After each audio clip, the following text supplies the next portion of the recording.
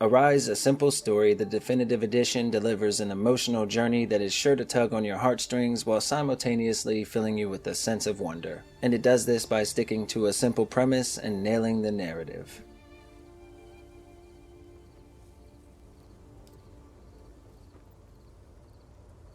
In Arise, the story centers around an old man after his recent passing, placing us in sort of a limbo between life and death. From here, we're taken through the different stages of the man's life, retelling his tale of love and loss, starting all the way back when he was a child as part of a nomadic tribe. Throughout each of the stages, you can find and collect different memories, most of which aren't too far away from the main path, however some can be hidden pretty well. Now once you find these memories, the game begins to piece them all together and places them side by side for you, creating a book of memories, so to speak, that once completed tells the entire story. And you'll have access to these memories at any time, and a lot of times I found myself just staring at the different pictures, creating a story in my head, as there's zero dialogue, so many of the smaller details are left to the player to sort of fill in the blanks. The title promises a simple story, and it really does deliver there, but the controls are simple enough for nearly anyone to be able to jump into the game and finish it as well.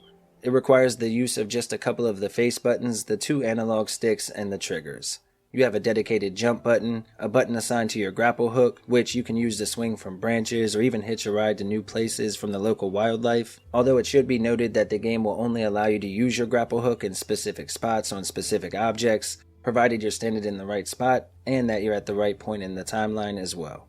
You'll know you've set things up correctly when you see an item glow, indicating that you can use your hook, and although this does limit the exploration a little bit, it also keeps the player on track moving forward in the story.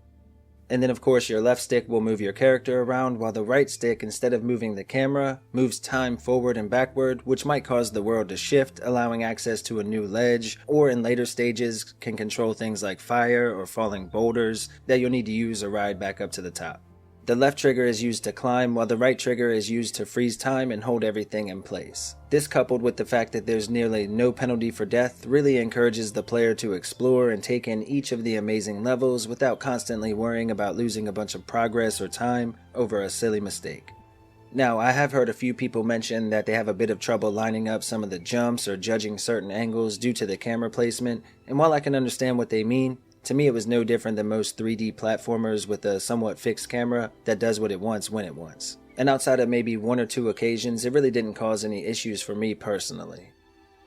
The game is about 3 hours long, and by the end, at least for me, it hadn't worn out its welcome at all. I think this is the perfect length story for a game like this, and as far as performance goes, everything ran smooth as butter the entire time. Of course, there's going to be a slight graphical downgrade from other consoles, but the time shifting mechanic works well, and watching how the world changes around you can be very entertaining.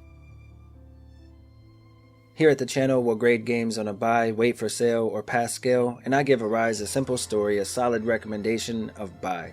I enjoyed it from start to finish. Arise, a simple story, the definitive edition, was developed by Piccolo Studio and published by Untold Tales. It releases on April 28, 2022 on the Nintendo Switch with an MSRP of $19.99, and it will launch with an introductory sale of 50% off for early adopters to the port here on our favorite console.